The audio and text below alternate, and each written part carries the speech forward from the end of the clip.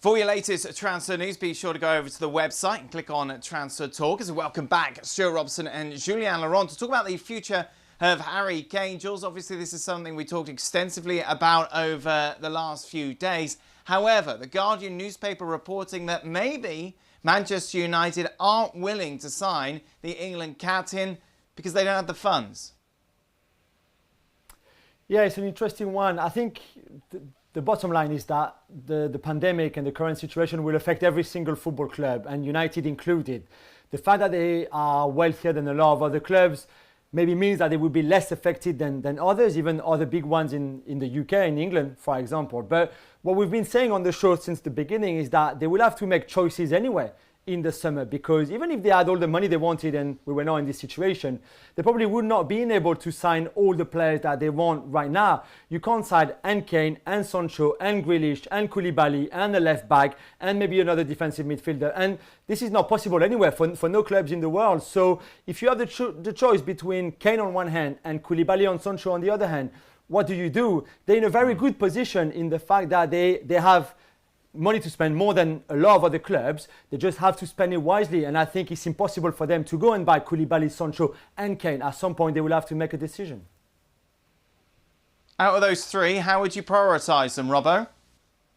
I would go for Harry Kane, because Manchester United need a centre forward who can lead the line, can be good with his back to goal, he can score goals, can be good in the air. They haven't got that kind of centre forward. Igalo did a decent job for them in the 4 or 5 games that he played, but that's something they need. They need a centre forward who can lead the line, and Harry Kane does that. He can score goals out of nothing, he can link up the play, he can be the all-round centre forward. So if you were prioritising one player, it has to be Harry Kane, I think, for Manchester United. A fit Harry Kane, though, Robbo, and that's something we haven't necessarily seen. Yeah, I mean, it's not...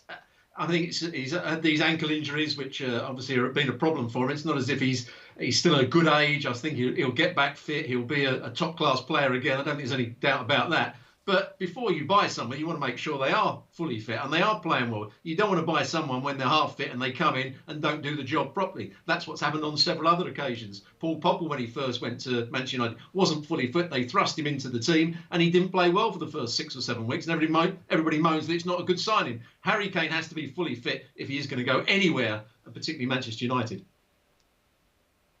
Meanwhile, Bruno Fernandes, of course, an exceptional signing for United, having just arrived in January, transformed not only everything on the pitch, but the feeling around the club as well, it seems. And this reiterated by Harry Maguire, speaking about the midfielder, saying he's just given us that little bit more life and creativity in the middle, something pundits and United fans have said we've missed over the years. Robbo, how excited should we get about Bruno Fernandes and his initial performances in a United shirt? Well, I wouldn't get too carried away. I mean, he's an excellent player, and it was a good signing for Manchester United. He can play in that number 10 role. He can play as one of the attacking midfield players. He can come from wide as well. But it's his passing ability to find that pass that opens up defences. That's what Manchester United have been missing to a certain degree. But you've also got to have the players in the front areas to make the right runs and to be able to join in the play. But he's a good signing. I'm not sure he's going to be a world-class player. I think he's a good signing for Manchester United at the moment. Just be careful that it isn't just the first 6 or 7 weeks where he's played well. He's got to do it for a couple more years. That's the thing, isn't it, Jules? We all been there, nice honeymoon period, but it all goes downhill after that. Well, for most of us, where do you stand on Bruno Fernandes, Jules? I think I would disagree with Stu in the sense that I don't see why he would not keep this kind of level and even improve it, because he's been still discovering the league, discovering a new team and a new style of play under Solskjaer. He's done already great stuff, and I can't see why, one, this will stop and why he would not keep improving. I think his positivity, he's a very positive guy, I'm told, on and off the field, is contagious and is a very good thing. Plus the creativity that we've mentioned already, and also the fact that he's always in movement. And those kind of players are quite rare. If you think about someone who is always in movement, always asking for the ball, when he has it, he passes on and he keeps moving all the time. This is why it's very important. He can press, and his high pressing is very important. He can hold on the ball. He can slow the pace of the game down if he needs to. He can accelerate it. He can play between the lines. I can't see why he could not get better and better for United. Robert, was your desperately negative ways back in your playing days, the reason why you couldn't make it up to the next level? Well, we're going back to what we're talking about there, Bruno Fernandes. You know, you look at a player like Eriksen. Eriksen, on his day, can pick a pass, can do everything you want from an attacking midfield player. But he didn't do it well enough, often enough in the last couple of years. And that's what you hope that Bruno Fernandes can do. He can play well week in, week out. He's going to have midfield players who are going to be deeper than him, but he's going to be able to pick out the pass. He's going to affect games. If you're going to play in that role, you've got to affect games. And I think over the course of the 2 years, I don't think it's a bad sign. I think he's going to be an excellent player.